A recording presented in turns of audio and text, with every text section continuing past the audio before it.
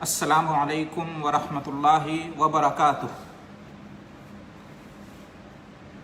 نحمدہ ونصلی علی رسولہ الکریم، اما بعد۔ محترم حضرات و خواتین، اللہ سبحانہ و تعالی کے اچھے ناموں میں سے ایک نام القریب ہے۔ القریب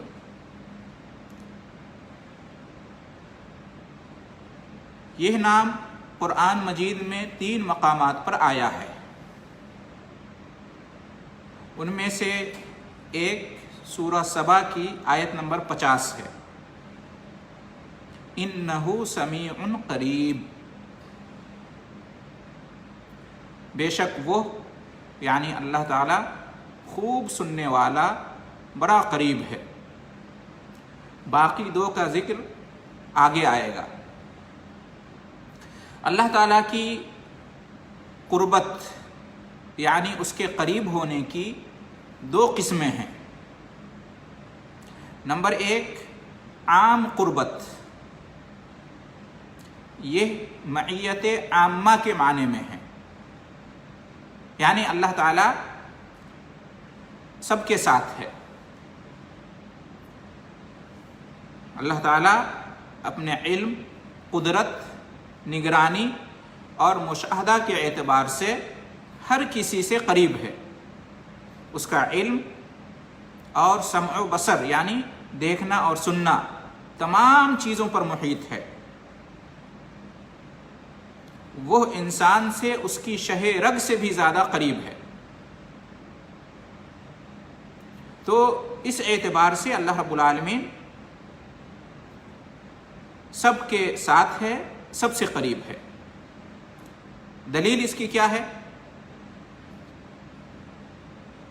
سورہ قاف آیت نمبر 16، وَلَقَدْ خَلَقْنَا الْإِنسَانَ وَنَعْلَمُ مَا تُوَسْوِسُ بِهِ نَفْسُهُ وَنَحْنُ أَقْرَبُ إِلَيْهِ مِنْ حَبْلِ الْوَرِيدِ، کہ ہم نے انسان کو پیدا کیا ہے اور ہم خوب جانتے ہیں کہ اس کے دل میں کیسے خیالات گزرتے ہیں، اور ہم شہ رگ سے زیادہ اس سے قریب ہیں۔ یہ اللہ تعالیٰ کا فرمان ہے۔ اس سے معلوم ہوا کہ اللہ رب العالمین قریب ہے، سب سے قریب ہے، سب کے ساتھ ہے۔ کس اعتبار سے؟ اپنے علم کے اعتبار سے، قدرت کے اعتبار سے، نگرانی، نگہبانی اور مشاہدے کے اعتبار سے، مراقبے کے اعتبار سے۔ نمبر 2 اللہ قریب ہے، اس کی دوسری قسم یعنی اللہ کی قربت کی دوسری قسم ہے خاص قربت۔ اس کا مطلب یہ ہے کہ اللہ تعالیٰ اپنے خاص بندوں سے قریب ہے، اللہ تعالیٰ اپنے خاص بندوں کے ساتھ ہے۔ ان نیک بندوں سے اللہ قریب ہے، ان کے ساتھ ہے، جو محبت اور تعظیم کے ساتھ اللہ تعالیٰ کی عبادت و بندگی اور اطاعت و فرما برداری میں لگے رہتے ہیں، اور عذاب کے خوف اور رحمت کی امید کے ساتھ اپنے رب کو پکارتے رہتے ہیں۔ تو اس طرح سے اللہ رب العالمین اپنے مخلص، مقرب اور نیک بندوں کے ساتھ ہوتا ہے، ان کے قریب ہوتا ہے۔ اس قربت الہی کے آثار میں سے یہ ہے کہ اللہ تعالیٰ اپنے ان بندوں کو اپنی توفیق، عنایت، نصرت، تائید، نوازش، مہربانی، قبولیت، مغفرت، رحمت، اجر عظیم اور دیگر بہت سے انعامات سے نوازتا رہتا ہے، اور ان پر اپنا احسان اور کرم فرماتا رہتا ہے۔ دلیل یعنی اللہ رب العالمین کی جو قربت ہے، خاص قربت نیک بندوں کے ساتھ، اس کی دلیل کیا ہے؟ سورہ بقرہ آیت نمبر 186، وَإِذَا سَأَلَكَ عِبَادِي عَنِّي فَإِنِّي قَرِيب اجیب دعوت الداعی اذا دعان فلیستجیبوا لی ولیؤمنوا بی لعلہم یرشدون، کہ جب آپ سے میرے بندے میرے بارے میں پوچھیں تو آپ کہہ دیجئے کہ میں قریب ہوں، پکارنے والے کی پکار کا جواب دیتا ہوں جب وہ مجھے پکارتا ہے، بس انہیں چاہیے کہ میرے حکم کو مانیں اور مجھ پر ایمان لائیں تاکہ راہ راست پر آ جائیں، سیدھے راستے پر، ہدایت کی راہ پر آ جائیں۔ اسی طرح سے حضرت صالح علیہ السلام نے اپنی قوم سے فرمایا تھا کہ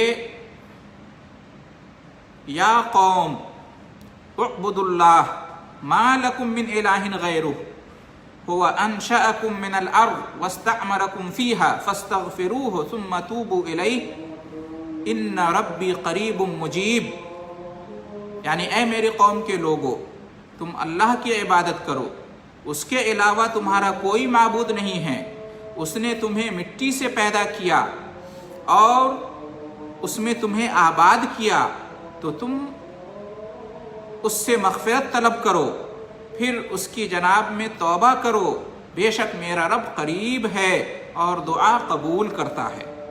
سورہ ہود آیت نمبر 61۔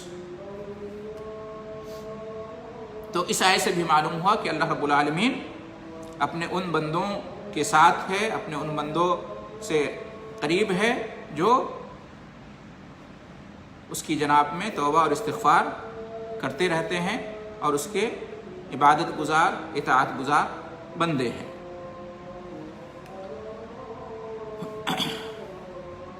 یہاں پر ایک بات یاد رکھنے کی ہے کہ اللہ تعالیٰ قریب ہے اور عام و خاص سب سے قریب ہے، اس کا یہ مطلب نہیں ہے کہ وہ عرش پر مستوی نہیں ہے یا وہ ہر جگہ موجود ہے۔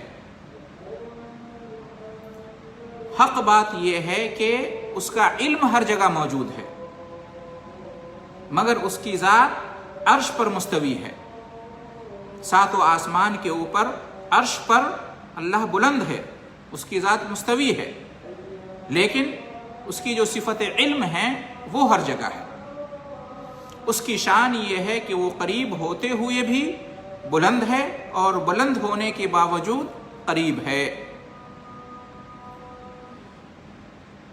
لہذا اللہ تعالیٰ سب سے قریب ہے یا سب کے ساتھ ہے، اس کا یہ مطلب نہیں کہ وہ اپنی ذات کے اعتبار سے ہر جگہ موجود ہے، ہر کسی کے ساتھ ہے، بلکہ وہ اپنے علم کے اعتبار سے سب کے ساتھ ہے، سب سے قریب ہے۔ آخر میں یہ کہ اس نام پر ایمان رکھنے کے تقاضے کیا ہیں؟ بہت سارے تقاضے ہیں، جیسے کہ جو شخص اللہ تعالیٰ کی خاص قربت حاصل کرنا چاہتا ہے، یعنی اللہ تعالیٰ کی نصرت اور خصوصی انعام، تو اسے چاہیے کہ فرائض و واجبات کے ساتھ سنن اور نوافل کا بھی اہتمام کرے۔ جو فرض عبادتیں ہیں اور جو ضروری اعمال ہیں ان کی پابندی تو کرے ہی، ان کے ساتھ ساتھ جو مسنون اعمال ہیں اور نفلی عبادتیں ہیں ان کا بھی اہتمام کرے۔ اسی طریقے سے چونکہ اللہ تعالیٰ اپنے بندے سے سب سے زیادہ قریب رات کے آخری حصے میں ہوتا ہے، رات کے تیسرے پہر، اور وہ بندہ بڑا خوش نصیب ہوتا ہے جو اپنے رب کو اس وقت یاد کرتا ہے، اس کا ذکر کرتا ہے، اس کی عبادت کرتا ہے، قرآن مجید کی تلاوت کرتا ہے، دعا اور مناجات میں مشغول رہتا ہے۔ لہٰذا اس خاص وقت میں بندے کو چاہیے کہ اپنے رب کو یاد کرے، ذکر اور دعا و مناجات میں مشغول ہو تاکہ اس کی مراد پوری ہو اور اللہ رب العالمین کی خاص نصرت، قربت، محبت اور ولایت حاصل ہو۔ اسی طریقے سے چونکہ بندہ اپنے رب سے سب سے زیادہ قریب اس وقت ہوتا ہے جب وہ اس کو سجدہ کر رہا ہوتا ہے، یعنی بندہ اپنے رب سے سب سے زیادہ قریب سجدے کی حالت میں ہوتا ہے، لہٰذا اس حالت میں دعاؤں کا خوب اہتمام کرنا چاہیے، کیونکہ قبولیت کا بہت زیادہ امکان رہتا ہے۔ جب نماز پڑھیں اور نماز میں سجدہ کریں تو سجدے کی حالت میں خوب دنیا اور آخرت سے متعلق، کامیابی سے متعلق دعائیں کرنی چاہیے، جو بھی دینی، دنیاوی، اخروی ضرورت ہو اس کو اللہ کے سامنے رکھنا چاہیے۔ کب؟ سجدے کی حالت میں، کیونکہ یہ وقت دعا کی قبولیت کا وقت ہوتا ہے، اس وقت بندہ اپنے رب سے سب سے زیادہ قریب ہوتا ہے۔ تو یہ چند ایک تقاضے ہیں اللہ تعالیٰ کے نام القریب پر ایمان رکھنے کے۔ تو یہ اللہ رب العالمین کا جو نام القریب ہے، اس سلسلے میں چند ضروری باتیں آپ کی خدمت میں پیش کی گئی ہیں، اور امید ہے کہ اللہ تعالیٰ کے اس اسم کریم کے بارے میں یہ بنیادی باتیں بہت مفید ثابت ہوں گی۔